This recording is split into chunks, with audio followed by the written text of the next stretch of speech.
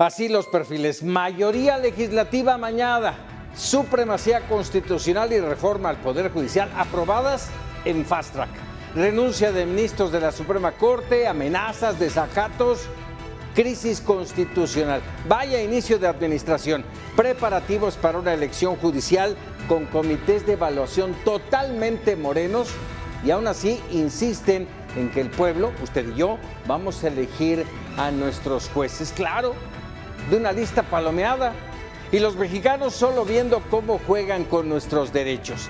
Y si eso no fuera suficiente, primer mes en la presidencia y no hubo luna de miel.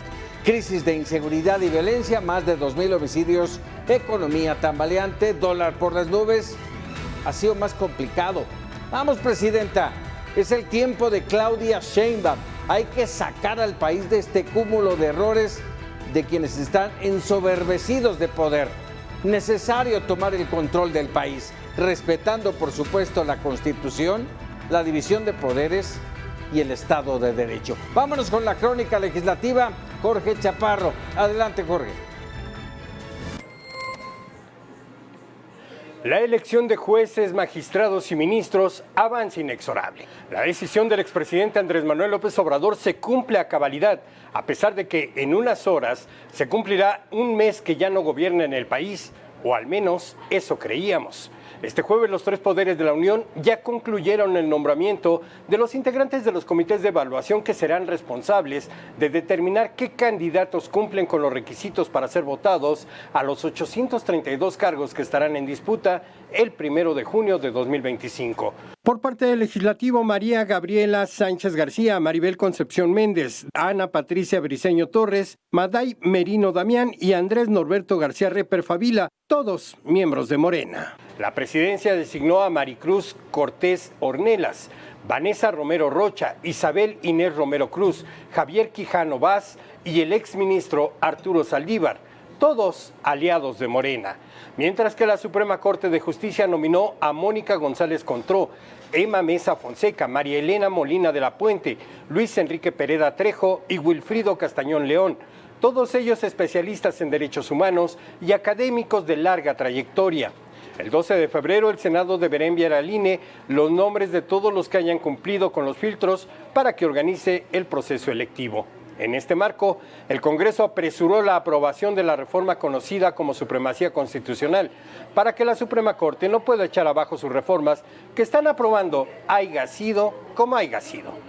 Dígame desde su curul lo que no me ponga el dedo encima, no me ponga el dedo encima, no me ponga el dedo encima. Respeto a la presidencia, respeto a la presidencia, respeto a la presidencia. En esto fueron cómplices 20 estados que dieron su aval, a pesar de que la medida puede ser violatoria de los derechos humanos. Y quien no ha terminado el pleito es la presidenta Claudia Sheinbaum. Ahora le responde al exministro José Ramón Cosío, quien sugirió que la Suprema Corte podría ordenar su destitución. Lo califica como una provocación. Quieren que la presidenta haga, los lleve a juicio político a los ministros, a las ministras, algo así. No lo vamos a hacer. Así que ya está todo listo para iniciar el proceso electoral de jueces y magistrados cuando suman 859 las renuncias, a pesar de que solo se elegirán 823 cargos. Vamos a quedar en manos de jueces inexpertos, pero eso sí, populares. La información que tengo, volvemos al estudio contigo. Muchas gracias, Jorge. Vamos, va creciendo, como si se pudiera más, ¿no? Va creciendo esta crisis, esta confrontación de poderes en nuestro país, que déjame decirle, ni a usted ni a mí nos beneficia en nada, ¿eh? Si estamos viéndolo como meros espectadores, cuidado porque el tema es riesgoso. Y bueno, justamente por ello establecemos comunicación con Francisco Burgoa, abogado, constitucionalista, catedrático de la máxima casa de estudios de la UNAM. Tocayo, buenas noches, como siempre, importante contar con tu opinión, con tu apunte. Y vamos, este fue un jueves decisivo, ya le dieron el palomazo a la supremacía constitucional. ¿Qué representa para entenderlo todos? Tocayo, muy buenas noches, qué gusto conversar contigo y estar aquí en tu programa. Y sobre este tema que de verdad pareciera como una bolita de nieve que va cayendo por la montaña y cada momento que está bajando se está haciendo más grande y esa bolita es crisis constitucional. No hay otra forma, en mi opinión, de ver lo que está ocurriendo, porque estamos hablando de que el Ejecutivo y el Legislativo están actuando como un solo poder en contra del Poder Judicial que tiene a su cargo defender la Constitución, defender los principios políticos fundamentales que se encuentran en la Constitución y también defender nuestros derechos humanos. Y ante esta iniciativa, que, bueno, más que iniciativa, esta reforma que ya fue aprobada y publicada el 15 de septiembre pasado, esta reforma judicial que es para que se elijan por el voto popular, además que su implementación sigue trayendo muchos cuestionamientos. Por ejemplo, el tema del costo, más de 13,000 millones de pesos, que hoy la presidenta Sheinbaum dijo que era mucho y que se baje a 7,000 millones, como si esto fuera tan fácil solamente de decir que se reduzca el costo cuando estamos viendo un proceso que en su implementación va a ser carísimo y cuyo resultado no va a ser más que echar a perder todo el Poder Judicial. Realmente el Poder Judicial no es perfecto, pero es perfectible, pero no se merece la destrucción que está teniendo y además con todo esto que se está generando a su alrededor de esta reforma, las impugnaciones, esta reforma que ahorita en esta crónica inicial de mi intervención se hacía referencia de la llamada supremacía constitucional o inimpugnabilidad de la Constitución, que en este momento o dentro de algunos minutos antes de medianoche va a estar publicada en el Diario Oficial de la Federación.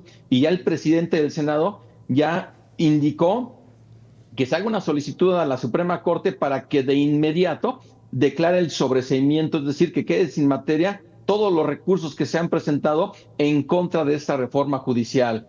Y el próximo martes 5 de noviembre, la Corte va a empezar a conocer el proyecto que presentó el ministro Juan Luis González Alcántara respecto de la posibilidad de que se declare la invalidez de gran parte de esta reforma judicial. Es decir, Tocayo, de verdad, hay tantos puntos que podemos ir desglosándose que el tiempo es corto, pero ahí sí me gustaría tu indicación para saber qué punto podemos todavía ahondar.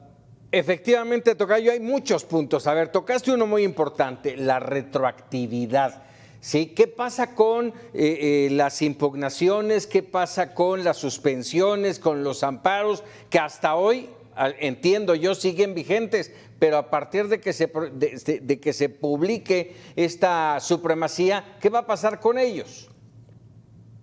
Qué excelente pregunta. Y hay que decirlo, antes de que se discutiera en ambas cámaras del Congreso esta reforma judicial, antes de que se enviara a los congresos locales, antes de que se publicara en el Diario Oficial de la Federación, ya se estaba impugnando el procedimiento a través de distintos juicios de amparo. Una vez publicado este decreto, se empezaron a presentar otras demandas de amparo indirecto, acciones de inconstitucionalidad y controversias constitucionales. Es decir, ya empezó el trámite, la substanciación de estos recursos. Y por eso es que el próximo martes el Pleno de la Corte va a conocer este proyecto del ministro Juan Luis González Alcántara. Sin embargo, por parte del oficialismo, lo que dicen es: vamos a establecer una reforma con el propósito de indicar que dentro del articulado permanente de la Constitución, artículos 103 y 105, se indique expresamente que el amparo, la acción de inconstitucionalidad y la controversia constitucional es improcedente en contra de reformas o adiciones a la Constitución.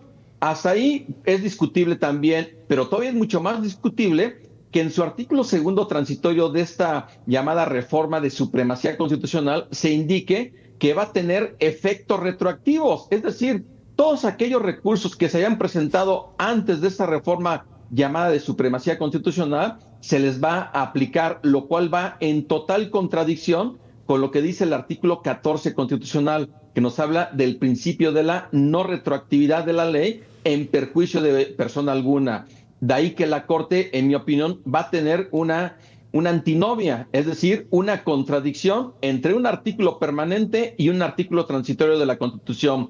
¿Cuál es la solución? En mi opinión, que la Corte tiene que hacer prevalecer el principio constitucional de la irretroactividad de la ley y con ello simplemente no hacerle caso a esta reforma de supremacía constitucional y continuar con la discusión de este proyecto del ministro Juan Luis González Alcántara. Eso, déjame preguntarte, ¿eso ahondaría esta crisis constitucional? A ver, te planteo varios puntos. El Poder Judicial sigue siendo un poder, aunque con Totalmente. muy pocas, sí, pero con muy pocas armas para pelear, ¿sí? Yo te preguntaría, ya con una reforma como la de la supremacía constitucional aprobada y publicada a partir ya de unos cuantos minutos, ¿sirve de algo analizar el proyecto del ministro Alcántara Carranca? Total y absolutamente, precisamente por lo que comentaba, el articulado permanente tiene que prevalecer frente a un articulado transitorio, y de ahí que la Corte deberá de declarar la invalidez de esta reforma de supremacía constitucional para poder entrar al fondo del proyecto del ministro Juan Luis González Alcántara. Claro, jurídicamente los argumentos van a estar sobre la mesa, y hay que decirlo, mi querido Paco, el derecho no son matemáticas, no es que 1 más 1 son 2 y punto. Mi opinión, obviamente, puede no ser compartida, y simplemente vendrá quien diga, no, el artículo transitorio tiene que prevalecer frente al artículo permanente que nos habla de la no retroactividad de la ley, y simplemente se tienen que declarar ya sin materia todos estos recursos. Va a ser discutible, pero yo confío en que los ministros, como jueces constitucionales, vayan a conocer finalmente este proyecto del ministro Juan Luis González Alcántara. Déjame por último preguntarte, efectivamente por tiempo, tocayo, ¿qué sigue si no respetan lo que dictamine la Suprema Corte? ¿Pueden ir a instancias internacionales? ¿Puede haber sanciones internacionales por considerar que México no es totalmente democrático?